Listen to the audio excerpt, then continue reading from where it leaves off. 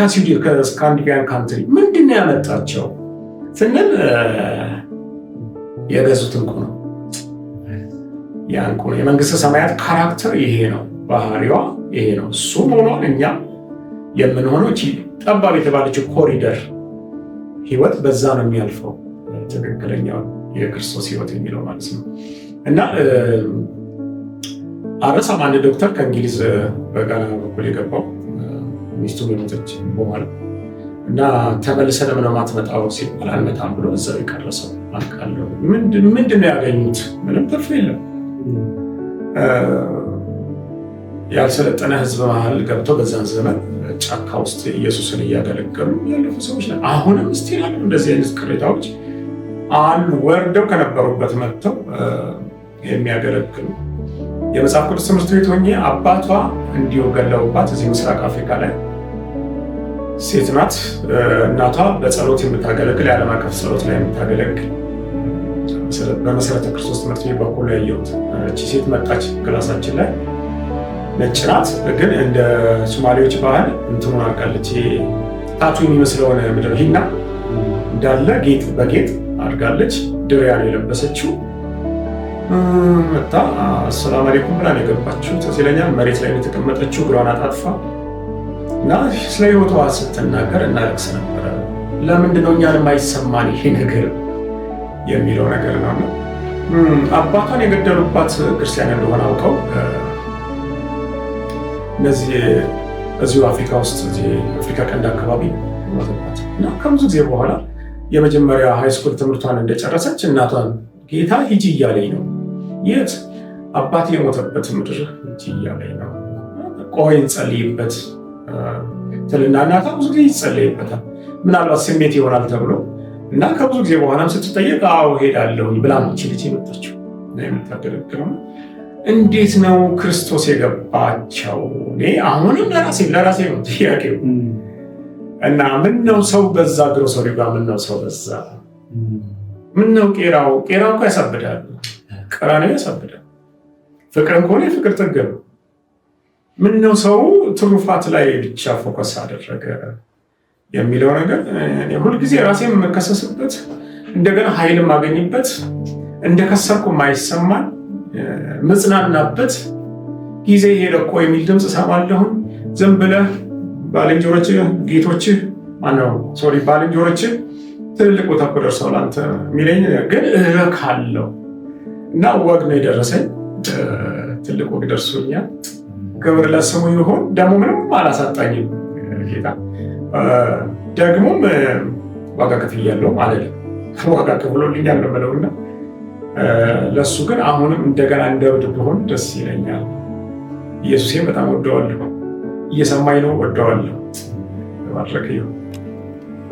እሺ ተመልካቾቻችን ከእረፍት ተመልሰናል። ስንመለስ ደግሞ ፓስተር አሁን እስኪ አንድ ጥያቄ ከዚሁ አያይዤ ላንሳልህ። ዮሐንስ ራዕይ ምዕራፍ 5 ቁጥር 5 ላይ አንድ ርዕስ እዛ ላይ ታስተምራለህ እና እስኪ ስለ ፓተርን እና ስለዚህም ነገር እንድታብራራለን እስኪ ምን ቢሰሙ ጥሩ ነው ታስባለህ? ጌታ ይመስገን። ወደዛ ከመግባቴ በፊት ኢየሱስ ይወድሃለው አብሮን እንዳለ ሁልጊዜ ስለማለት ሁልጊዜ ነው የምለው በዚህ ጉዳይ ላይ ማለት ነው። በባይ መሀልም በስብከቴ መሀል ልል እችላለሁ ስላለ እና ደግሞ የሚወደኝ ቢኖር ነው ያለው ትልቅ ነገር ነው። ይህም ከልጅነት ጀምሮ እንደዚህ ያለ ውስጥ እያለው እዚህ ይለኛል። ገና አሁን ያለንበት አይነት ብስለት ላይ ሳንደርስ በወንጌል ማለት ነው ውስጤ ከገባው ከፈሰሰው ፍቅሩ የተነሳ አንድ ነገር ብያለሁ። ያለቀስኩ እንዲያልኩት ጌታ ኢየሱስ ሆይ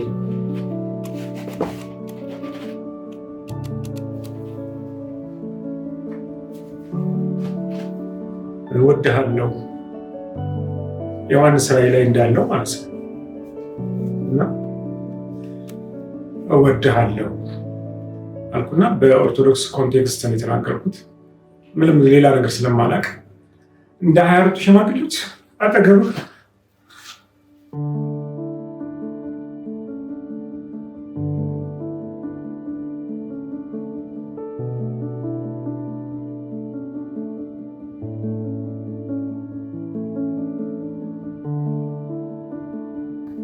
አጠገብ ጋር መቆም አልችልም፣ አይገባኝም።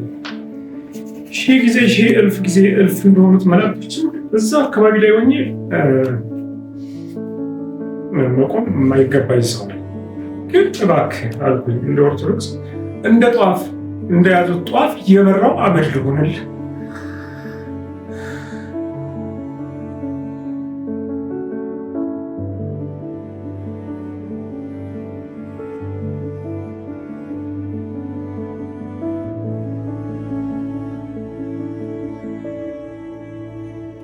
አልኩት አመድ ልሆንልህ እና አንተ ስትራመድ እንደ ቀይ ግምጃ እኔ ተነጥፌ በእኔ ላይ ሂድ። ሆሳዕና እንደተባለልህ ወድሃለሁ።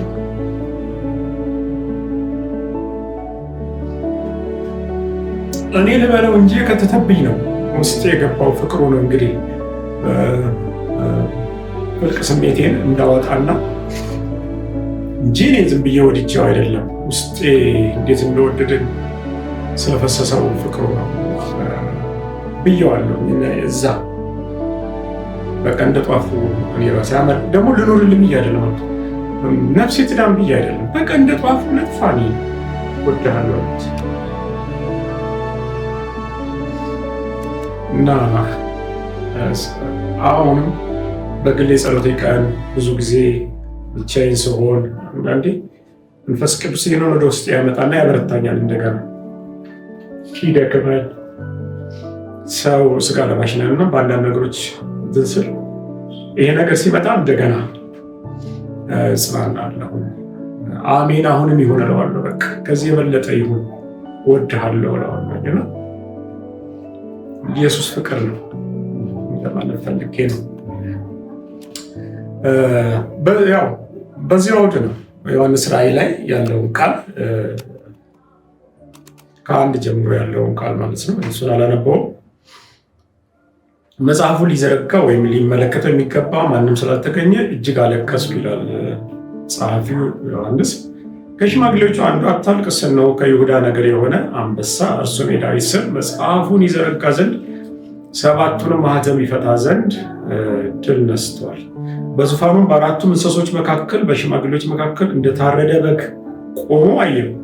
ቅድም ያልኳችሁ ነገር ነው። አሁንም እዚህ ጋር ይመጣል። ሞቴን ትናገራላችሁ ያለ ማለት ነው። ሲመጣ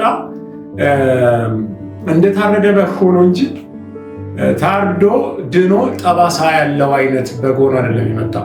እንደዛው ትኩስ እንደታረደ በግ የከፈለውን ዋጋ የሚያሳይ በ24ቱ ሽማግሌዎች በመላእክቱ ፊት በሕያዋን ፊት እንደታረደ በግ ሆኖ ነው ወደ ዙፋኑ የመጣው።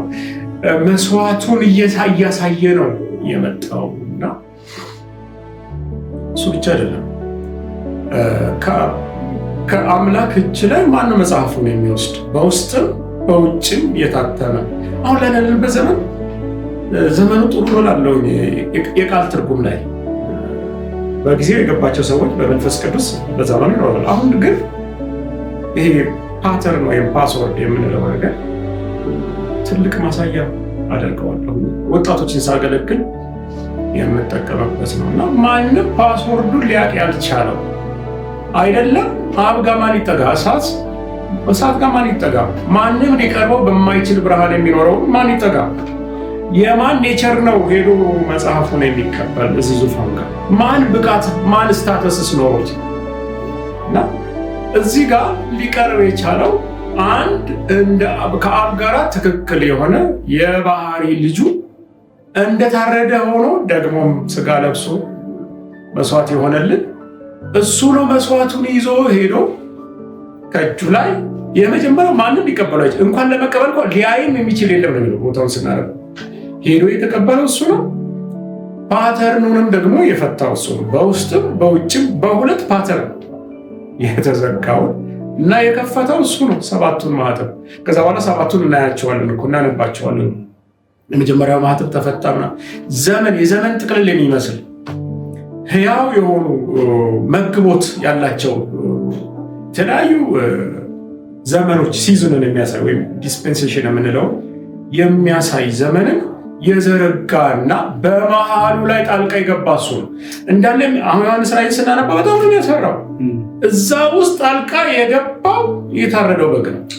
ያንን ሁሉ ጥፋት በቃ ያለ አትጉዳ፣ ሊጎዳ የወጣውን የሞት መልአክ በአንድ ሰቅል የሆነ የሚሸጠው ነው ዘይቱን በመሃል ድምፅ እንዲወጣ አትጉዳ ያለ ታረደው በግ ነው። እሱ ብቻ አይደለም። ባቢሎን ኤልዛቤል እንደዛ ዓለምን ሁሉ በስካሯ እንትን ስትል በመሃል ጠልቃ የገባው እሱ ነው እና የተፈቱ አጋንንቶችን ሁሉ ለጥቂት ጊዜ እነሱ ላይ ሁሉ ጣልቃ የገባው እሱ ነው እንጂ እኛ አንኖርም ነበር። ስለዚህ ፓስወርድ እንዲገባቸው ወጣቶችን በዚህ ነው ማሳየው።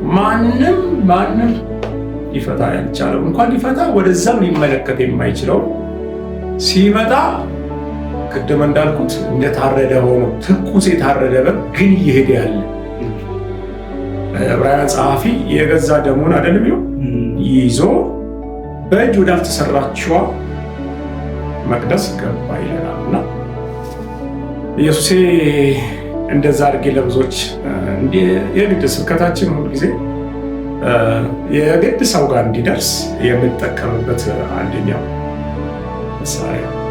ውድ ተመልካቾቻችን በጣም ጥሩ ቆይታ እያደረግን ነው። ትልቅ ተስፋ አለኝ። ጨዋታችንን እንቀጥላለን። ፓስተር እንደው ከዚህ ነገር ወጣ ልበልና በዚህ ዘመን እግዚአብሔር እድል ሰጥቶኝ ብዙ ቦታ ሄጄም አገልግያለሁ፣ አይቻለሁ። በዚህ ዘመን ያለው ነገር ይሄ መስጠት ሳይሆን መቀበል ነው በብዛት ያለውና በትምህርትህም በህይወትህም ይሄንን በደንብ አይቻለሁና አንድ ጊዜ አንድ መኪና ነበረችና እሷንም መልሰህ ሽጠህ ለቤተ ክርስቲያን ሰጠክ እና እስቲ ያን ጊዜ እንዴት ታስታውሳለህ? ይሄንስ ውሳኔ እንዴት መኪና ሽጠህ በእግር ለመሄድ እንዴት ወሰንክ?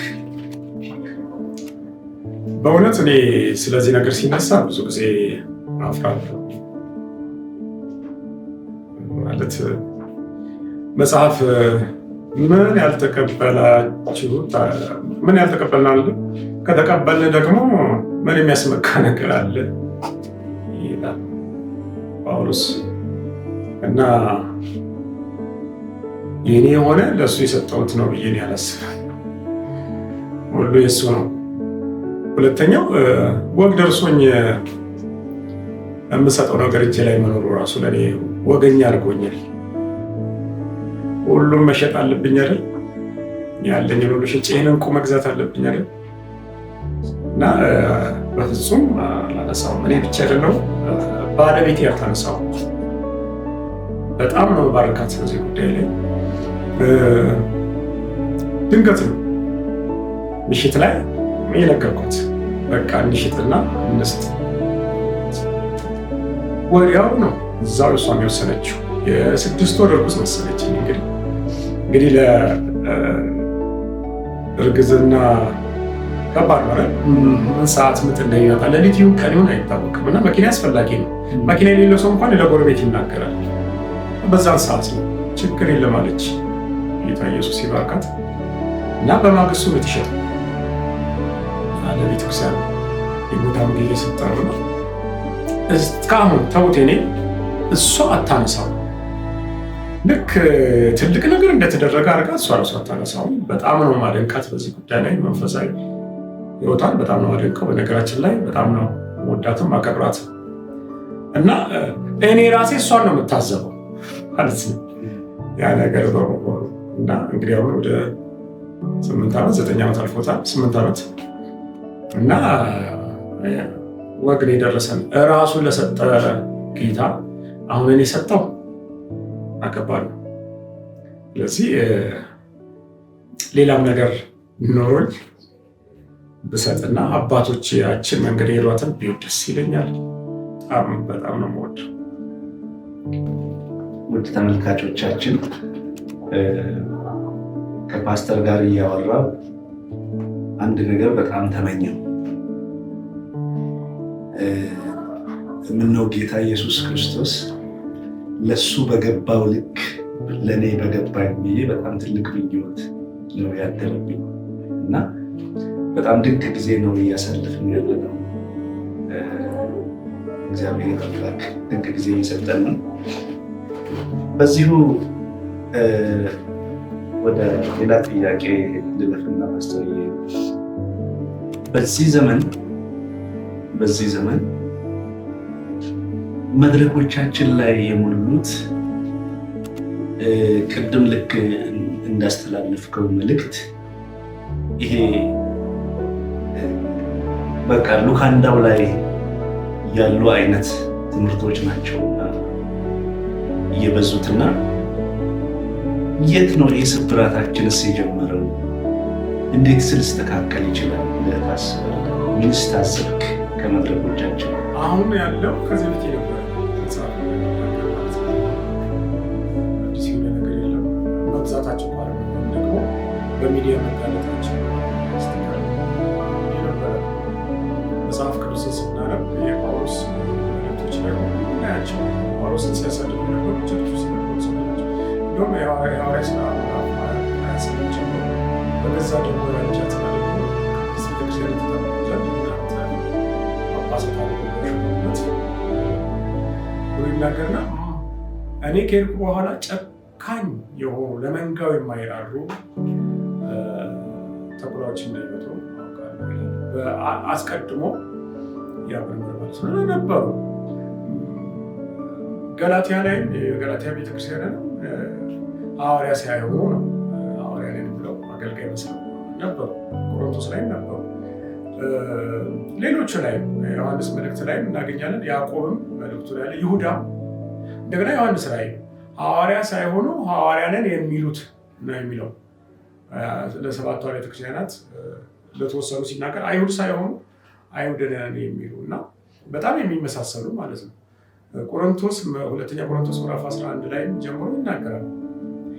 እባብ ሔዋንን እንዳሳታት ምናልባት ቅንነታችሁ ተበላሽቶ ለክርስቶስ የነበራችሁ ቅንነት እንዳይበላሽ ብዬ እፈራለሁ የሚለው ቦታ ላይ ስንመለከት የብርሃን መልአክ የሚመስሉ ግን ትክክለኛው ብርሃን ያልሆነ ከክርስቶስ ያልመነጨ ብርሃን ማለት ነው እንደነበሩ መጽሐፍ ቅዱሳችን ይናገራል። እና አሁን ግን ያለንበት ዘመን ምንድነው የሆነው? ማህበራዊ ሚዲያዎች አጋልጠዋቸዋል። እነሱም ለመጠቀም መጥተውበታል። እሱ ላይ ገብተው ነው የምናያቸው። እነሱ ለመጠቀም ነው፣ ግን በሌላ አቅጣጫ ደግሞ አጋለጣቸው። በክርስቶስ ወንጌል ማትረፊያ አድርገው ዓለማዊ ማትረፊያ አድርገውታል። ብዙ ጊዜ ላለው አገልጋይ ወንጌልን መትረፊያ ነው ማድረግ ያለበት፣ ወንጌል ነው መሆን ያለበት እንጂ ነዋይ ማትረፊያ መሆን የለበትም። በእርግጥ እግዚአብሔር መምሰል ማትረፊያ ነው፣ ጳውሎስ ለጢሞቴዎስ እንዳለው። ግን መትረፊያ የህይወት መትረፊያ የሆነውን የነዋይ ማትረፊያ ሆኖ እነሱም በዛ ጉጉት በጣም እዛ ላይ ሲጮሁ ስለምናያቸው አጋለጣቸው ማለት ነው።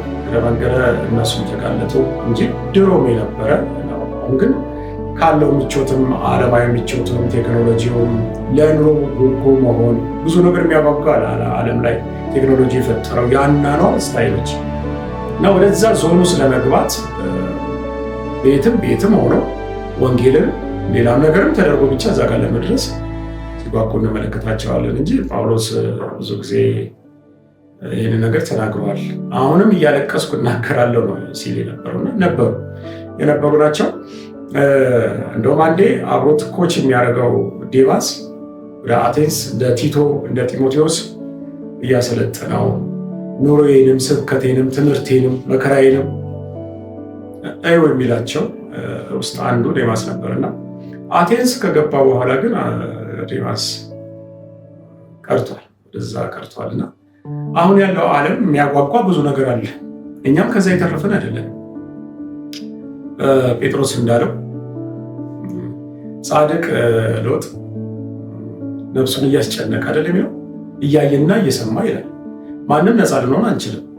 ሁላችንም ወደዛ ብንሄድበት ደስ ይለናል። ግን ለትምህርታችን የተጻፉ ሰዎች አሉ። ነፍሳቸውን አስጨንቀው ግን የእግዚአብሔርን አገልግሎት ፍቅር የሚኖሩ አሉ። ብዙ ሰዎች አሉ። እኔ የማውቃቸውም ደግሞ እግዚአብሔር ሁልጊዜ ያሉት አምላካዊ መልስ የሆኑት ሰው የለም አገልጋይ የለም በሚባልበት ዘመን ውስጥ አምላካዊ መልስ ሆነው ጌታ የሚያውቃቸው ብዙ ሰዎች አሉ። በጣም ብዙ።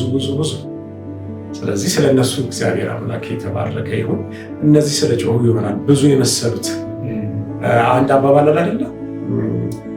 ውሃ ውስጥ የሚጮሁት እንቁራሪቶቹ ናቸው ዳር ላይ። የአሳዎች እንቁራሪት ለጮሁት ሁሉንም እነሱ ናቸው ማለት አይደለም። አሳዎች አሉ ውስጥ እና የእግዚአብሔር ሰዎች በጣም አሉ። እግዚአብሔር የሚጠቀምባቸው ለእኛም አርአያ የሆኑ እግዚአብሔር አምላክ የተባረከ ይሁን ስለነሱ። እሺ ተመልካቾቻችን ከኛ ጋር ስላላችሁ እጅግ አድርገን እናመሰግናለን። ጥያቄዎቼን እያገባደድኩ ነው፣ ኦልሞስት እየጨረስኩ ማለት እችላለሁ እና ስለ ግል ህይወት አንድ ነገር ጠይቅ። ፓስተር አቤ ቤተክርስቲያን ውስጥ ፕሮግራም ካለው ቤተክርስቲያን ይገኛል። የሚጠይቅ ሰው ካለ ወይ ደግሞ የሚጎበኘው ሰው ካለ እዛ ሰው። ከነዚህ ውጭ ብዙ ጊዜ ቤቱ ነው የሚያሳልፈው ይባላል። አንድ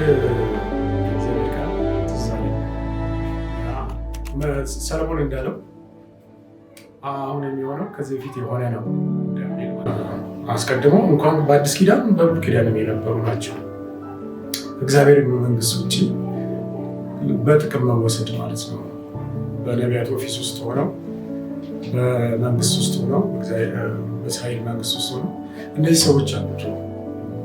አሁን ደግሞ አዲስ ኪዳን ላይ አሉ። አስቀድሞ ተነግሮናል፣ ለኛ በአዲስ ኪዳንም ተነግሮናል እና አንድ ቃል ኢየሱስ የተናገረው ትዝ ብሎኝ ነው ላንብብላችሁ። ኢየሱስ እንደዚህ አለ፣ ሌላ ምሳሌ ስሙ።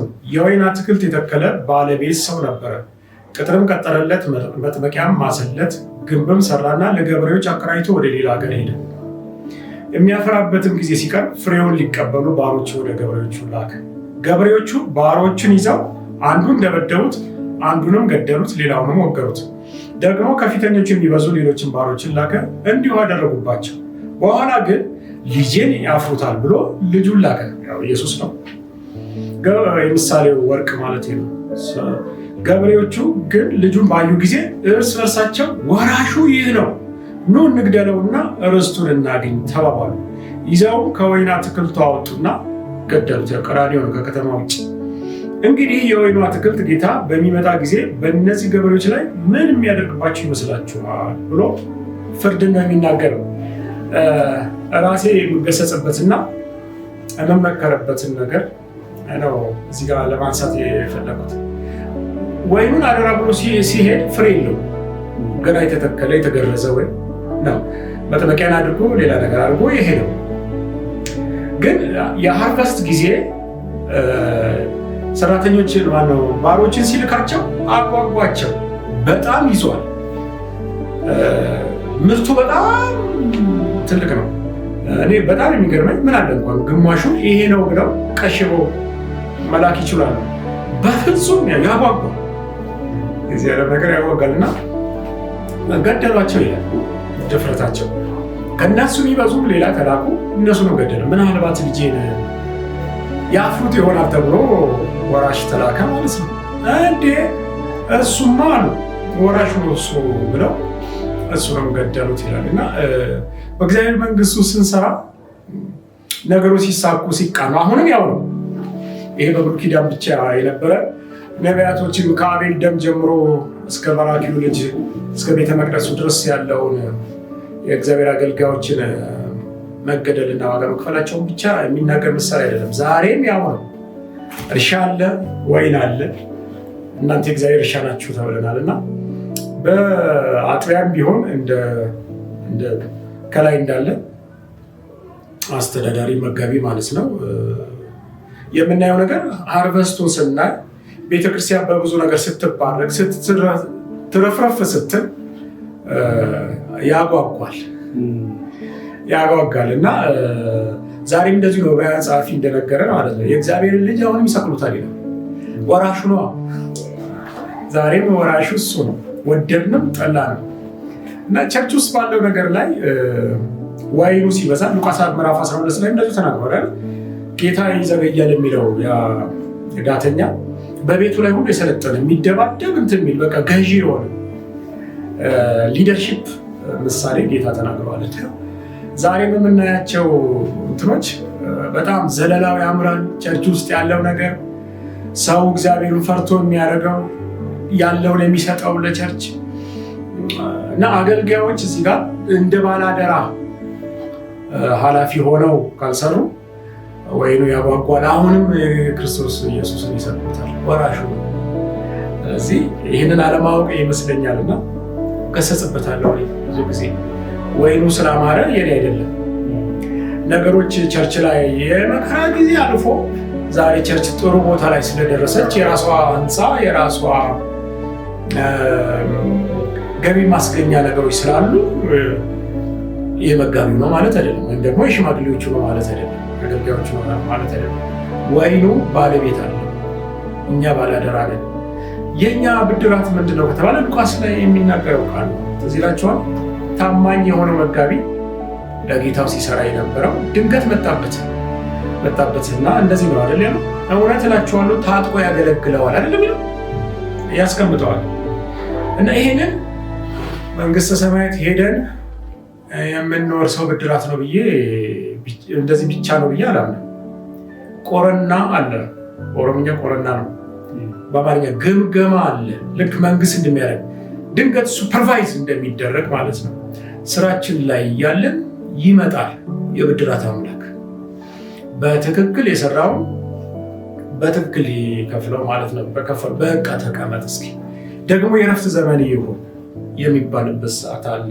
እንደዚህ አይነት ባሪያ እግዚአብሔር ያድርገን። ደግሞ ይሄ ይመጣል የሚባለው ከዚህ በፊት አባቶቻችንም ሲሉ ነበሩ የሚል ጴጥሮስ መልእክት ላይ እንደተጻፈው ደግሞ ጌታ የሚመጣም አይመስለውም አለ። ለሰው አንናገር እንጂ ውስጣችን ደመነፍሳችን እንደዛ የሚያስብ ሰዎች እንኖራለን ብዬ አስባለሁ። አሜሪካኖች ደስ የሚለው በዚህ ነገር ላይ ሪሰርች ሰርተውበታል። ብዙ የተጠየቁ መጋቢዎች ይመጣል ብለን አናምንም ብለዋል። ግን እኮ አገልጋዮች ናቸው፣ ያው ግልጽ ስለሆኑ ነው እነሱ። እኛ ጋር አንልም አረ ይመጣል እያልን ግን ውስጣችን የሚመጣ አይመስለን። የሚሆነው ነገር ከዚህ በፊት የሚሆነው ነው። ምንም አዲስ ነገር የለም። ይመሻል ይነጋል አይነት ያዘገየን ነገር አለ። ግን ይመጣል። የሚመጣው የምጽአቱ ብቻ አይደለም፣ ድንገት ሱፐርቫይዝ ያደርጋል። እግዚአብሔር ያከበራቸው ምሳሌ የሚሆኑ ትልልቅ ሰዎች አሉ። እኔ ሳያቸው ሁሉ የምደነቅባቸው ዛሬ እግዚአብሔር በብዙ ነገር የባረካቸው ልጆቻቸው ትልልቅ ቦታ የደረሱ እነሱ በጤና የሚኖሩ ጥሩ በረከት ዓለም ላይ ቀረብኝ የማይሉት ያላቸው ግን የከፈሉት ዋጋ ትልልቅ የሆነ በዘመናቸው ትልልቅ ሰዎች ጌታ መጥቶ ያሳረፋቸውን አውቃለሁ። እና ወይኑ ያጓጓል ለማለት ፈልጌ ነው። ዛሬ የምናየው ነገር ሁሉ ወይኑ ያጓጓል፣ ግን የኛ አይደለም። ጌታ ይመጣል። ፓስተር ጌታ ይባርክ። እንደ አንድ ጥያቄ ልጠይቅህ የነበረውን ሀሳብ ነው ያነሳኸው እና አንድ ድሮ ቸርች ውስጥ ያስተማርኩት ልጅ አለና እንደዋወላለን አሁን እና አንዳንድ ጊዜ ብዙ ነገር አንስቶ ያወራኛል እና ስለ ጌታ ምጽአት አንድ ቀን ስናወራ እንደዚህ አለ፣ ጌታ ቀረ እንዴ አለኝ። ከሚያየውም ከሚሰማውም መጽሐፍ ቅዱስ ከሚለው ተነስቶ ጌታ ቀረ እንዴ አይመጣም፣ ጌታ ግን ይመጣል፣ ኢየሱስ ይመጣል። ፓስተር የጌታ ይባርክ። ቅድም ወደ አነሳሁልህ ጥያቄ ሊሄድና ስለ ታይም ማናጅመንቱ ወጣቶች ካንተ ብዙ ይማራሉ እና እንዴት ነው ታይምህን መናጅ የምታደርገው? አገልግሎት አለ፣ ቤተሰብ አለ፣ ትልቅ ቤተክርስቲያን ነው የምትመግበው እና ሁሉም ሰዓት ጊዜ የሚፈልግ ነው እና እንዴት ነው የምታበቃቀው? ስለ ጊዜ ስትናገር ሁልጊዜ እድሜ በጨመረ ቁጥር አምና ከነበረኝ ወይም ከ5 ዓመት ከ10 ዓመት በፊት እንደነበረኝ አይደለም ጊዜ እየሆነ ያለው። ብዙ አገልጋዮች ልናቅ እንችላለን። እድሜያችን እየሄደ በሄደ ቁጥር ሲሪየስ ነው።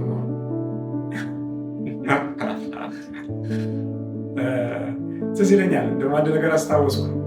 30 ዓመት ሲሞላኝ ደነገጥኩና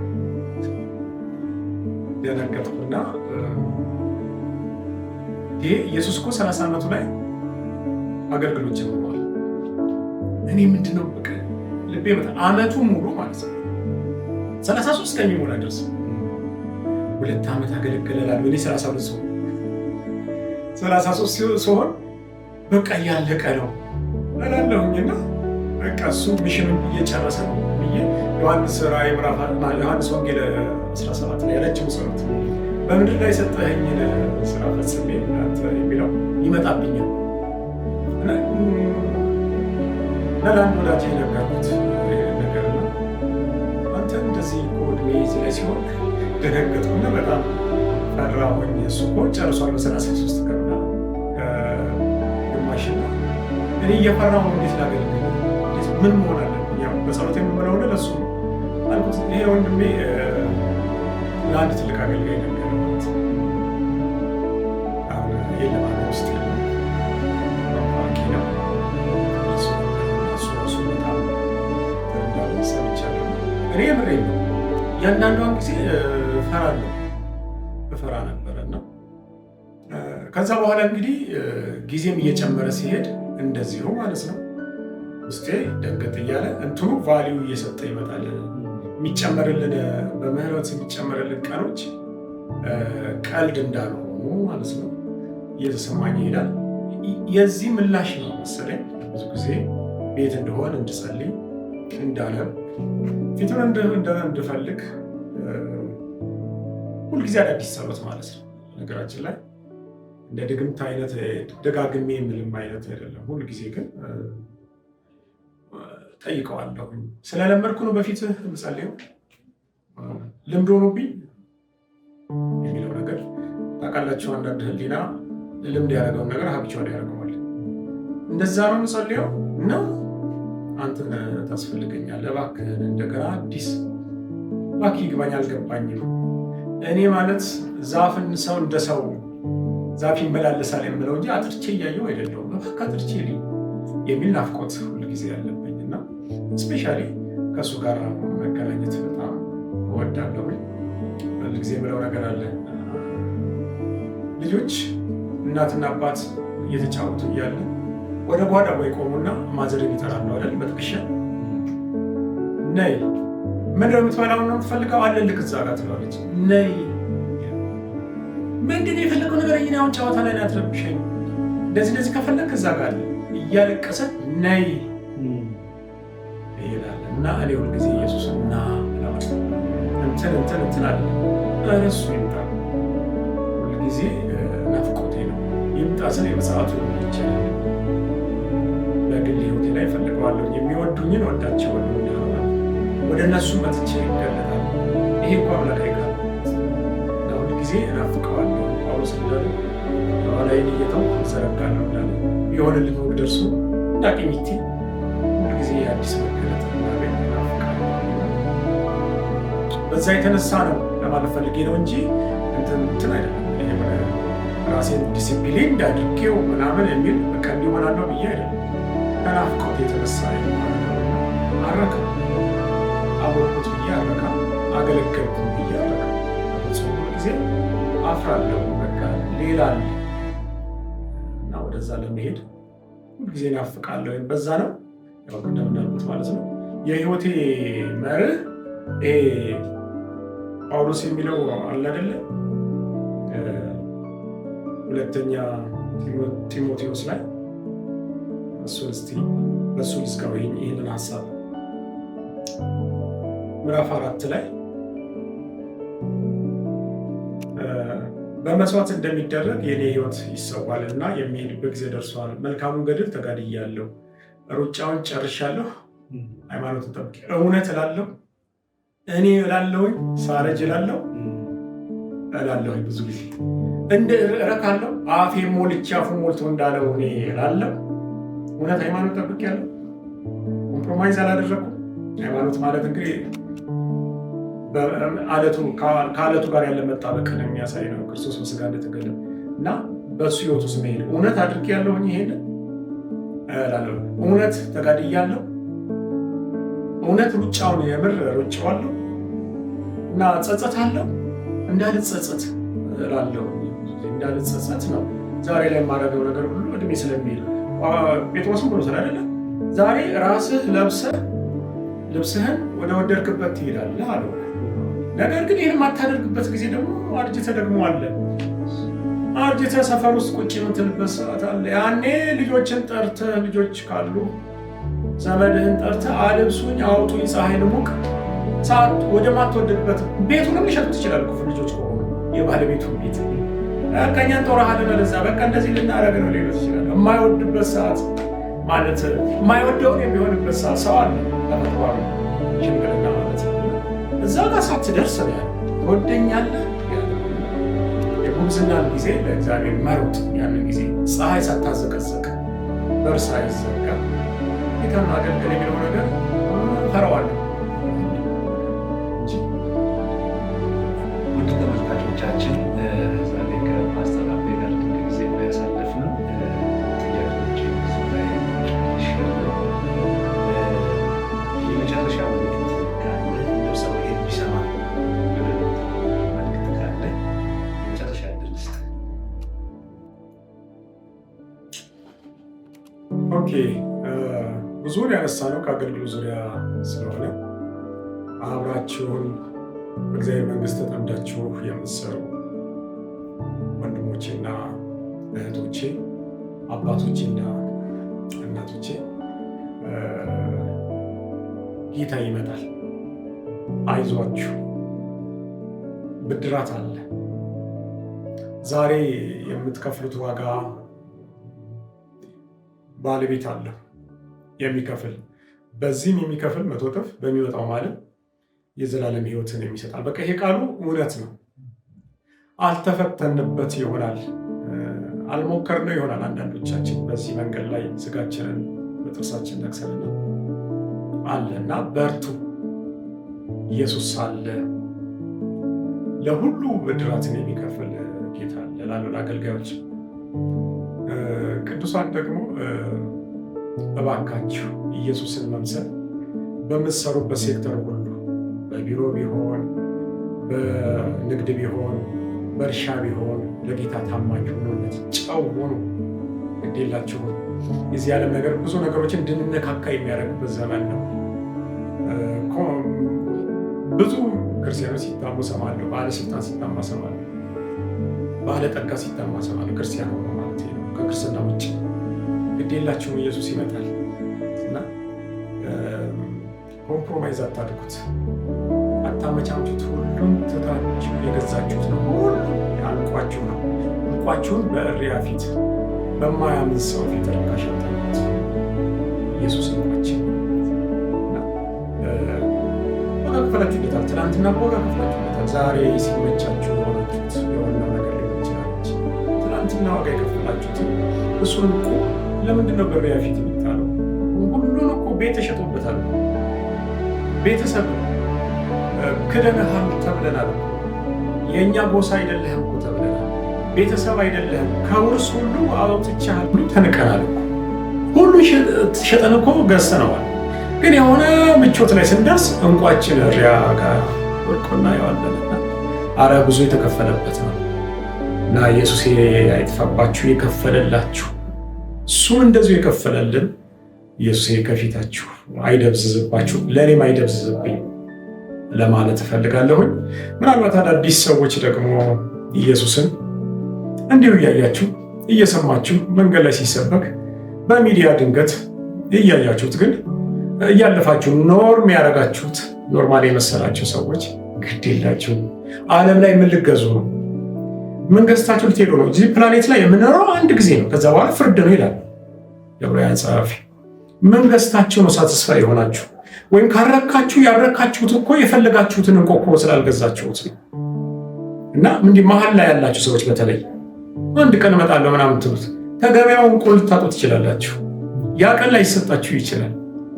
ስለዚህ በየትኛውም ነገር ፖዚሽን ላይ ያላችሁ ሰዎች እባካችሁ እንቋችሁን እንደገና አንሱ። ዋጋ ክፈሉና ደግሞ ግዙ፣ ኑሩለት። ጌታ ኢየሱስ ይባርከን ሁላችንንም። ተባረኩ። ፓስተር አቤ በመጨረሻ ምናልባት የምታመሰግነው አካልም ሰዎችም ካሉ እድሉን ላመቻችልን። ኦኬ፣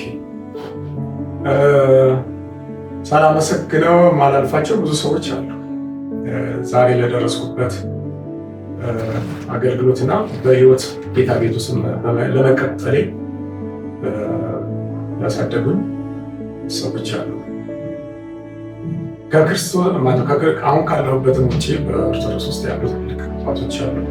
በጣም አሁንም ዋጋ ሰጣቸው ማከባቸው ሰዎች አሉ። አንዳንዶቹ በህይወት የሉ። በነገራችን ላይ ግብረ ድቁና በመማርበት ሰዓት ያስተማሩኝ የኔታ አለቃ አበሻ ይባላሉ። ውስጥ የማረሰው ነገር ልንገራቸው እንደው ትዝ ስላለኝ ነው። እና አንዳንድ ሲሰለቸን ዜማ ስንማር በመሀል ረጅም ሲሆንብን አሉ አብሮኝ የሚማሩ ልጆች አሉ። ልጅነት ለማቆም ብሬክ ለማድረግ ማለት ነው። ትንሽ ለመዝናናት የኔታ ይሏቸዋል። አቤት ብዙ አይናቸው መቋሚያቸው እንደዚህ ብለው ነው ያስተምሩት። ኤሎሂም ማለት ምንድን ነው ይሏቸው፣ ወዲያው ይመልሱላቸው። በመቋሚያቸው ወርደው በጉልበታቸው በግንባራቸው መሬት ነክተው ኤሎሂም ማለት ብለው ፈርተው ነው የሚያወሩት። የሰማይ የምድር የሚታየውና የማይታየው ፈጣሪ ነው። እንሳሳቃለን፣ እኛ ይገባል። እኛ ብሬኳን የፈለግን ቀጥሎ አሁንም ይላሉ ያህዌ ማለት ምንድን ነው? ኤልሻዳይ ይቀጥላል። እንደዚህ ብራሽተኛው ሁሉንም እየወደቁ ከተነሱ በኋላ ነው የሚያገለግሉ። በህይወቴ ገብቶኝም ሆነ ሳይገባኝ የመጣሁባቸው መንበሮች አሉ። በጌታ ቤት ውስጥ እናከብራቸዋለን ልንፈልግ እና በጌታ ቤት ውስጥ ትልቁን አሁን ለደረስንበት ትልቅ ባለውለታችን የናዝሬት አማኑኤል ደብረ ቤተክርስቲያን ያኔ እንዳሁኑ ሄድ ኦፊስ ሳይሆን ሳይመሰረት ማለት ነው እሱ ናቸው። በጣም ያስተማሩን አሉ። በመጨረሻ ባለቤቴ ነው ማመስገን እፈልጋለሁ። በእውነት እግዚአብሔር ስለሷ እግዚአብሔር ሁሉ ጊዜ ነው ማመሰግነው። ያለውን ጥሬን አይታ በብዙ ነገር የምትደግፈኝ ማለት ነው።